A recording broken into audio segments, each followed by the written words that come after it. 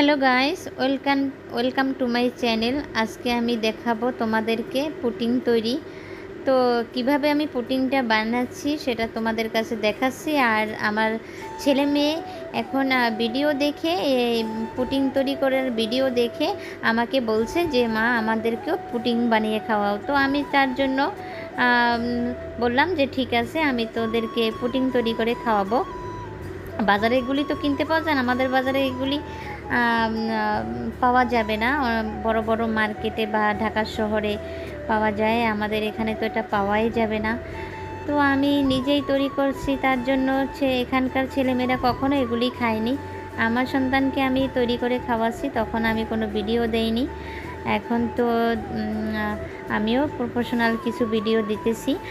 তো যার কারণে আমি ব্লেন্ডারে 3টে ডিম নিয়েছি, গুঁড়ো দুধ, ম্যাঙ্গো মানে আম, কর্নফ্লাওয়ার আর নিয়েছি চিনি। তো ওটা ব্লেন্ডার করে রেখে দিয়েছি। এদিকে আবার ক্যারামিল্ক না কি বলে এটাকে ইংলিশে, আমি জানি না।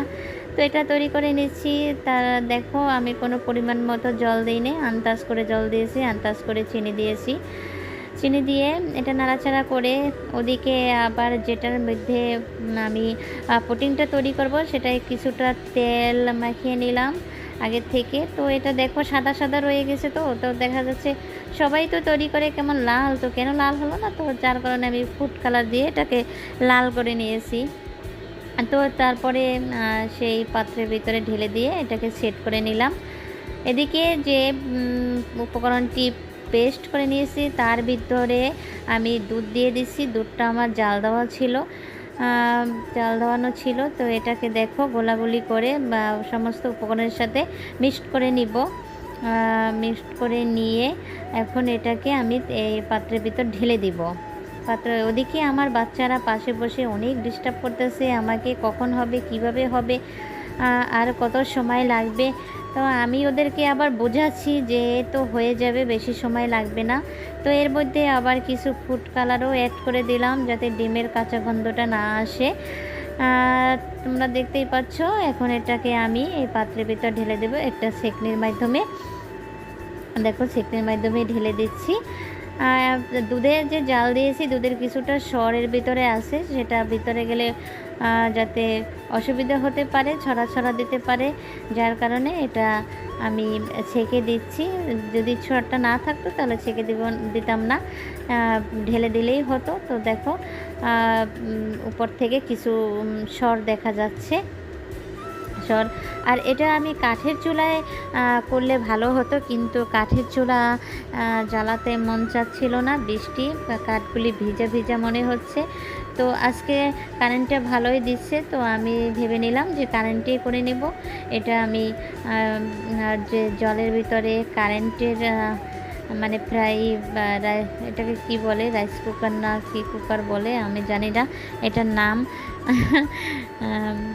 তোমাদের ঘরে তো অবশ্যই আছে, আমি এটার নাম জানি না কি বলে এটা।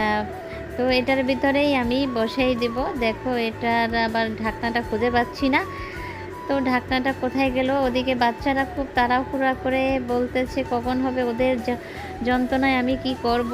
দেখো বসিয়ে দিছি, বসিয়ে এখন এই যে এখানেই আমি বসিয়ে দিয়ে ওদেরকে বলছি যে অপেক্ষা করো আধা ঘন্টার মতো। আধা ঘন্টা পরে এই দেখো নিয়ে আসছি। একটু বেশি সময় লাগছে, কারেন্টের চুলা, ওখানে পানি বেশি দেওয়া যায় না। তো দেখো আমি আবার কাঠি দিয়ে টেস্ট করে দেখলাম যে এটা হয়েছে কি না। এটা গরম গরম, ঠান্ডা হতে পারে না, আমারও ঢালতে অসুবিধা হয়েছিল কারণ এটা গরম প্রচণ্ড। দেখো এখন আমার বাচ্চারা তো এখনই খাবে, এটা যে ঠান্ডা হবে, সেট হবে, এটার অপেক্ষা রাখে না। তো আমি ওদেরকে আর বলছি যে যাই হোক গরম গরমেই তোমাদেরকে দিচ্ছি। দেখো কাটতে অসুবিধা হচ্ছে, উঠে নাই। তো আমি এটাকে চামিচ দিয়েই উঠিয়ে ফুয়ে আমার বাচ্চাকে খাওয়াচ্ছি। দেখো ওরও ছোটো ছেলে, ও বলছে যে আমি এখনই খাবো, হা করে বসে আছে। কিছুক্ষণ পর আমার কাকাতো ভাইয়ের কাকার মেয়ে, কাকার মেয়ে মানে কাকাতো বোন, আর হলো গিয়ে কাকার ছেলে, ওদেরকেও দিয়ে দিচ্ছি। ওরা এই যে বোনটা ওর বয়স 15 বছর আর ওর বয়স 10 বছর। ওরা এখন পর্যন্ত পুডিং খায়নি কখনো। তো ওদেরকে আমি দিলাম, দেখো আমাদের গ্রামে কেউই পুডিং খায়নি। তো ভিডিওটা দেখো, যদি ভালো লেগে থাকে তাহলে একটা লাইক করে দিও আর আমার চ্যানেলটা সাবস্ক্রাইব করে দিও।